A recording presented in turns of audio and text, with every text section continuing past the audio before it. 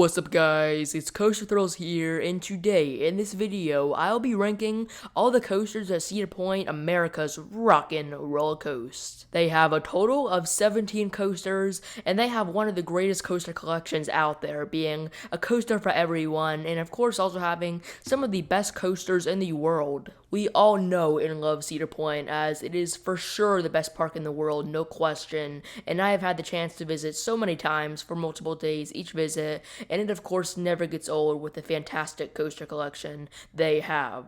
I have ridden every credit at the park, yes, that includes the kiddie coasters, and in this video I'll be doing my top 17 coasters at Cedar Point. But most importantly, before we start, if you are new to the channel, make sure to subscribe for more videos on coasters often.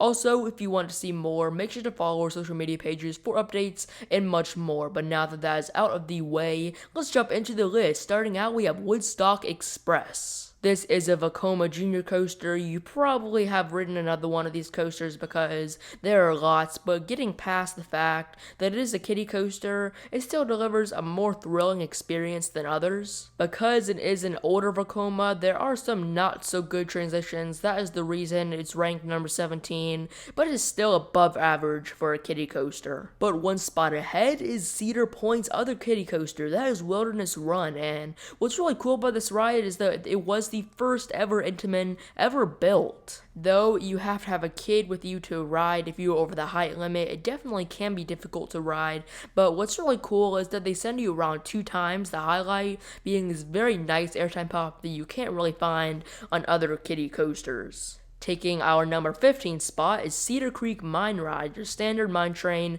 Though it opened in 1969, it is still pretty fun, especially for the families. Though some people hate on this coaster, I personally don't mind it, even though it is pretty rough and boring in some parts, or pretty much most of the parts other than that and Helix that I thought was pretty fun. Still, even though it is a good family coaster, this is, in my opinion, my favorite ride to be removed for that potential 2021 coaster because it does take up a nice piece of space. But next at number 14, we have the Aero Suspended Coaster, Iron Dragon. I actually haven't ridden this coaster in a while, but off the only rides I have on it, it is a very boring layout that can also deliver a kind of fun ride. I mean, it picks up a little during the end twist over the water until it is over very quickly after that.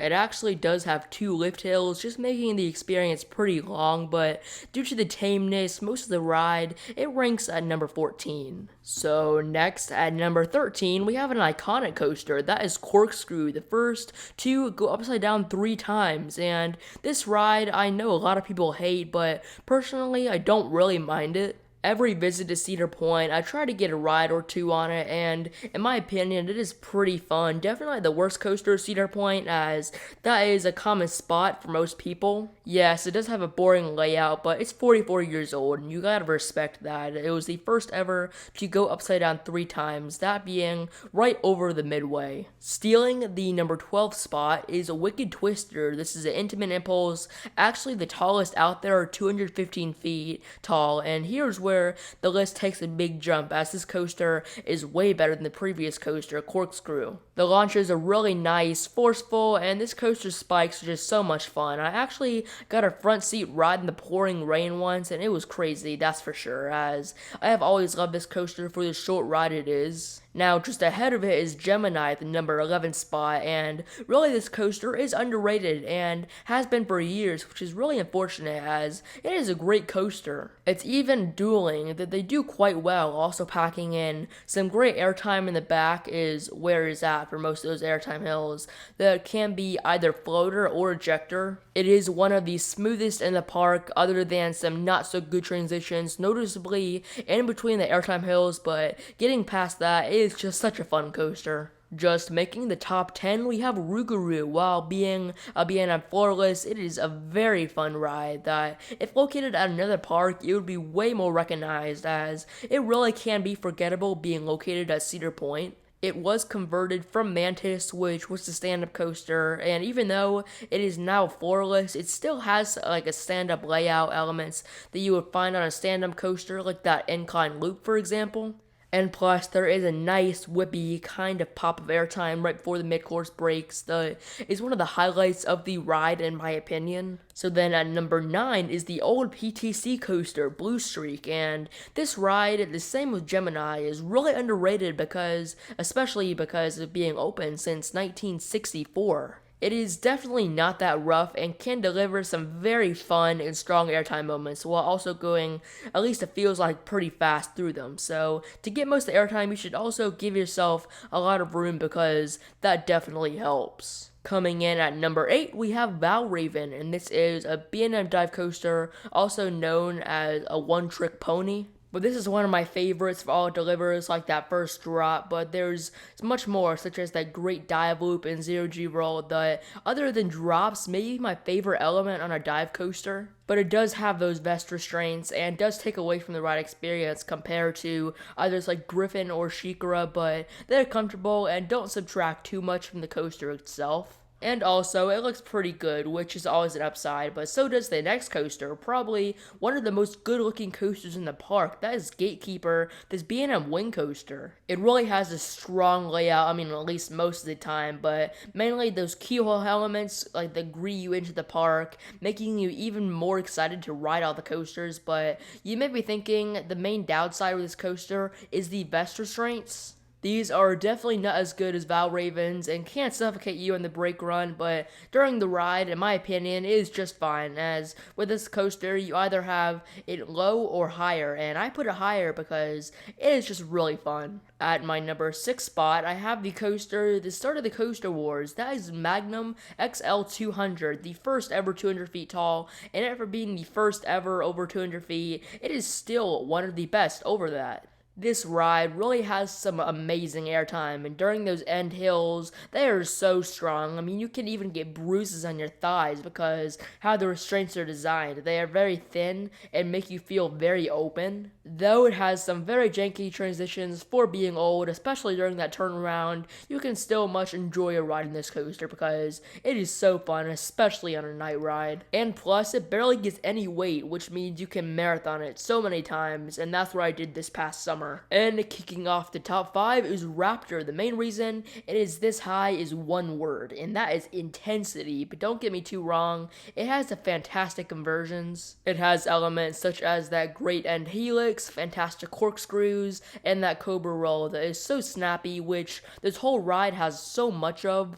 The forces are so good in every visit to Cedar Point. I try to ride this as much as I can because it is so good. And I had a hard decision choosing between this and the next coaster on this list, and that is Top Thrill Dragster. It was the first coaster to ever go over 400 feet, and let me tell you, this coaster is absolutely insane. You go from 0 to 120 miles per hour in less than 4 seconds on that launch, which is one of the best launches, if not the best in the world. And then you shoot up, get the greatest views ever. It is absolutely exhilarating, and I have had the chance to even have ERT on this thing at night, and it was unforgettable. It's an experience, that is for sure, and even though it is only 17 seconds, you get so much of a ride in that time, and like they say, it is the best 17 seconds of your life. So at number 3, we have another record-breaking coaster. This is Millennium Force, and yes, this coaster is definitely overhyped around the coaster community,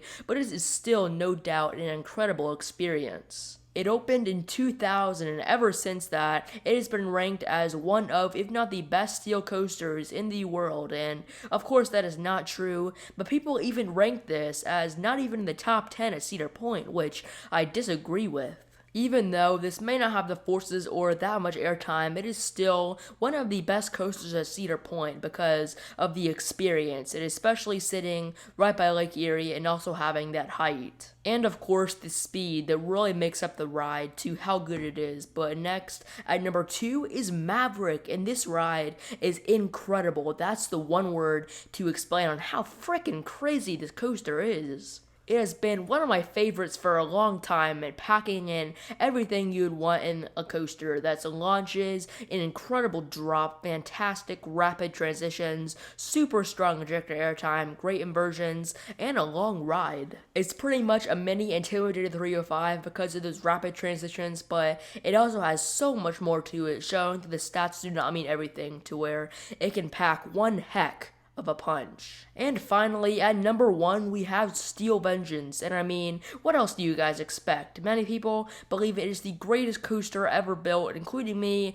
and it is probably the most fun coaster you will ever experience. I mean, just like Maverick, it delivers the full package. This ride has so much airtime, the best in the world. I mean, the night rides are insane, as I've ridden it in both the front and the back at night, and it is one of the best night rides in the world, and this coaster is really just perfect. So that will wrap up my list. Now obviously, these are only my opinions, so don't be sad if your favorite coaster was ranked too low, because it is just my opinion. But what do you guys think about this list? Make sure to post that in the comments below. I read every comment, love what you guys have to say, and of course, make sure to subscribe for more videos on coasters often.